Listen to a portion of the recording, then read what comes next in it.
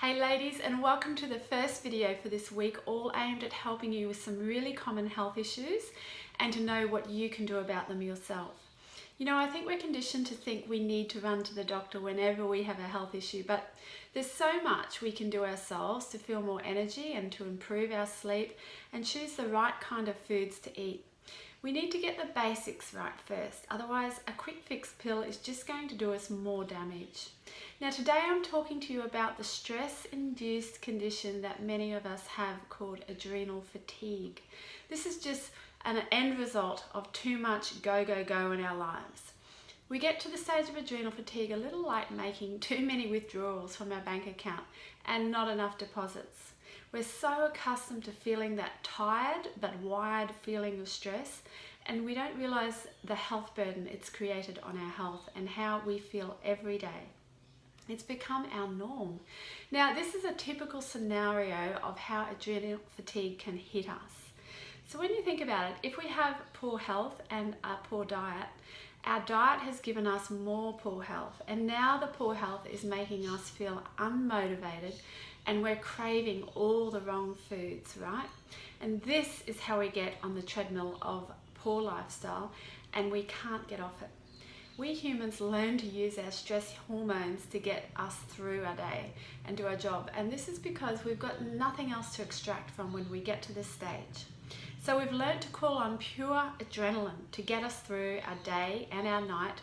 And at night we collapse in a heap, barely raise a finger or have that motivation to cook dinner, because when we've turned down our adrenaline for the day and have pulled up, we've got nothing that's keeping us going. So that's why we're so spent. I don't mean a naturally tired feeling that is healthy after a good long work day. I mean an extremely worn out feeling every night. And this is often where we'll use stimulants like caffeine, sugar, alcohol, smoking, for example, to relax at the end of the day and give us a boost. But these things are further stressing us internally and making it a whole lot worse. Then we sleep poorly and we wake up feeling like a truck has run over us. So then we repeat this whole cycle of events the next day, and this becomes our lives. Can you imagine what's happening to us internally if we operate our lives like this for 20 years or so? This is a common picture of adrenal fatigue. So modern medicine doesn't yet recognize adrenal fatigue, but this doesn't make it any less real for us. And as what we're wanting to nip in the bud is the cycle of events which lead us to the point of adrenal fatigue. And the symptoms of adrenal fatigue, well, they can and are mistaken for things like aging or being hormonal, or even a case that you're imagining it all. It can be really frustrating when we know that there's something wrong with us. We have zero energy, we feel horrible when we wake up in the morning, and frustratingly go to bed late because it seems when we have our most energy, right? What is with that? Well, this is what happens when our energy system is all out of whack. When our adrenal function weakens, this affects every organ and system in our body. Our mental state is greatly affected, and this can give us increased fears and anxieties. Our stress tolerance is lowered, so what didn't faze us when we were younger really stresses us out now. Have you ever noticed that it feels like it's your tolerance to certain things in your day is weaker? Having low tolerance for stuff is a big sign of wearing out your stress management system, basically. This is not your fault. You are not weak. It's just that you've been through the mill. Things you could be feeling with adrenal fatigue are that you're hungry and tired a lot, or you have sugar cravings, and the sweet food, whatever that it is, gives you instant energy, but then you get an energy crash. This is due to your up and down blood sugar levels from this constant and regular sugar hit. Also, research shows that this stress state causes arthritic pain, poor immune system, allergies, respiratory infections, sinus, autoimmune disorders, chronic fatigue, tiredness, or even adult onset diabetes. And these are just some of the seemingly unrelated health issues which can go misdiagnosed because the core of the problem could be adrenal fatigue, which is causing other system breakdowns in your body. Now, generally people's understanding of adrenal fatigue is pretty vague. You may hear of someone saying my adrenals are shot. So there's some understanding there, but generally people are unsure what it actually means. So what actually happens with adrenal fatigue?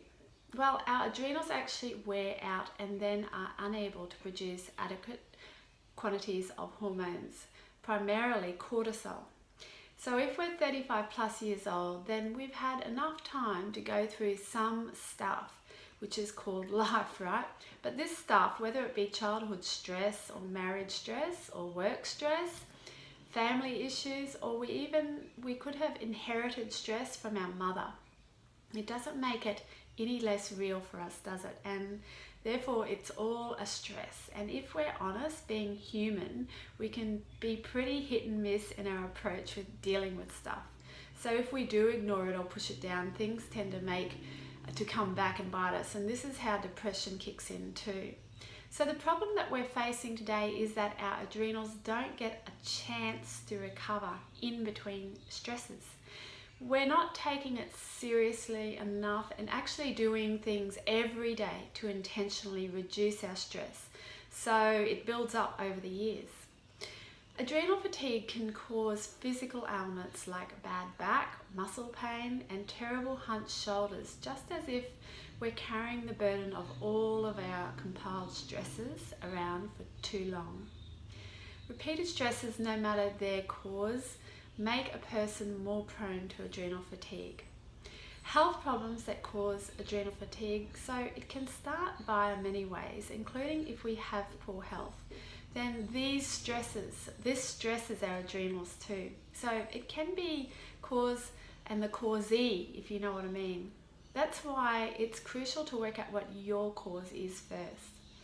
So beyond the obvious daily stresses in our lives, our adrenal glands also pump out more stress hormones when, for example, our blood sugar isn't regulated. So if we eat the wrong foods at the wrong times, if we have leaky gut or unbalanced gut flora, which can be, we can have signs like bloating and diarrhea, constipation, gas.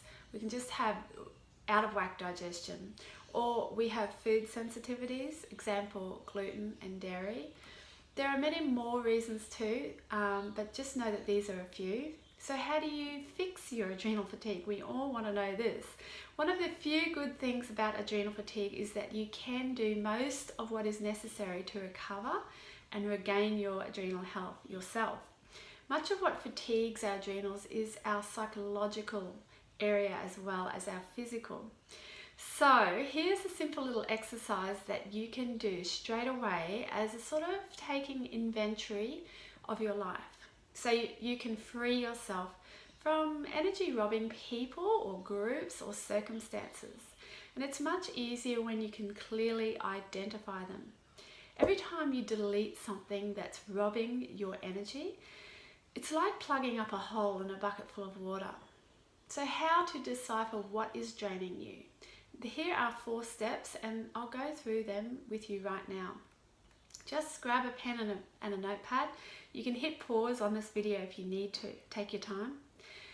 And have a think. Step 1, draw a line down the center of your paper and title one column good for me and one column bad for me. Now fill these in accordingly.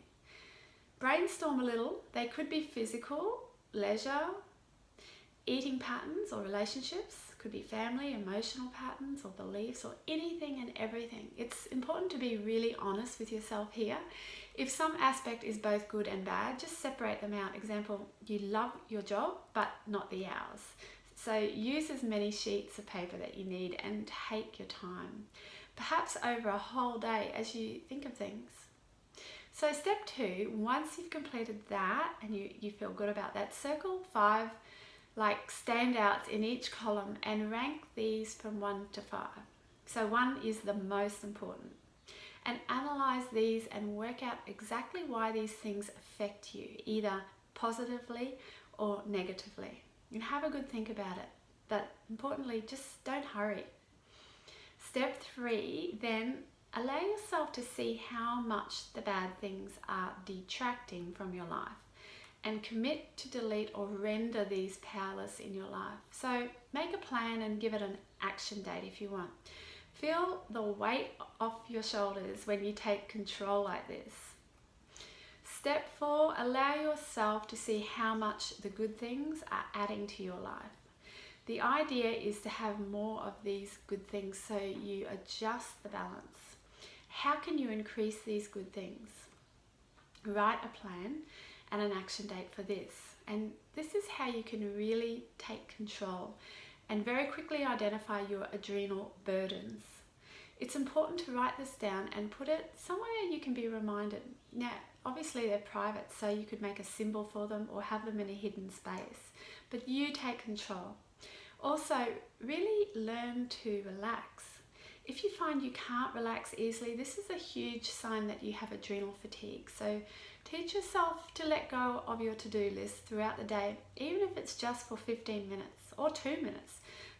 All those things that you need to do will be there when you get back to them.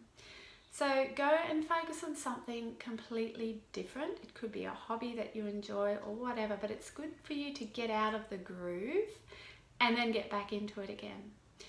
It recalibrates your energy and your brain, and it just gives you a fresh outlook. So how do you get yourself to internally relax? Now, a great way, or a great easy way, is belly breathing. Have you ever watched a baby or an animal breathe? They belly breathe, as this is the most natural form of breathing rather than the chest breathing. This allows the air to reach the lower part of your lungs where there is a plentiful and rich blood supply, and it triggers the relaxation response within a couple of minutes. And sleep, as you know, it's really important, but it's about setting your sleep up for you to win every night. And for adrenal fatigue, it's important to be in bed and asleep before your second win hits. This is around about 10 or 11 p.m. Does this sound familiar? Riding your second win and staying up until midnight will further exhaust your adrenals. Even though you may feel more energetic during that time, probably more than you have ever felt all day. Also, if you can ever wing it, sleep in. There is something very restorative to be able to sleep in between the hours of 7 a.m. and 9 a.m. for people with adrenal fatigue. Even when your night has been restless or you're sleep fitful, catching those couple of hours of sleep between 7 and 9 a.m. can be remarkably refreshing. So take any opportunity to do this if you can. Get your partner to take the kids and the dogs and anything else out for a long morning walk. This would be heaven for you. And laughter is an overlooked tool for adrenal improvement. As we know, laughter really is a wonderful medicine for your adrenals, as it is an instant distressor. When your body is relieved a little from stress, the adrenals are much freer to recover and rebuild. So watch funny movies or your favorite comedian on YouTube. These are all great ways to just laugh. And exercise gently. That's why yoga is so restorative. Probably the last thing you feel like doing is exercise, but actually it will give you energy. Depression is the most common finding in adrenal fatigue, and studies show that exercise can be as effective in treating depression as some medications. So pick an exercise that you enjoy and add it into your daily routine at a set time.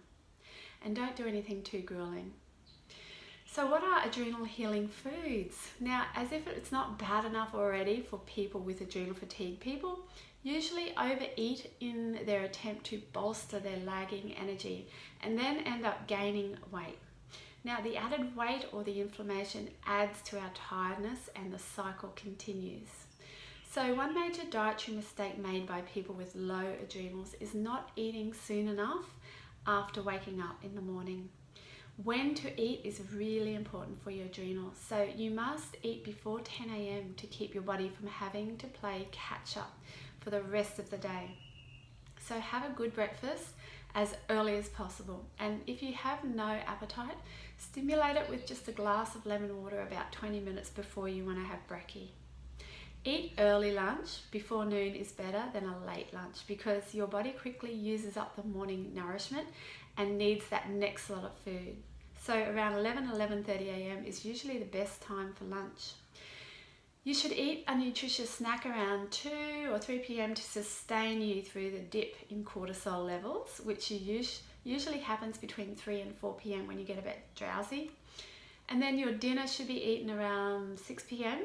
if you can. It's common to crave sugar and white flour products with this, so as you improve your diet, this will allow your blood sugar levels to stay on a more even keel, and therefore cravings should subside.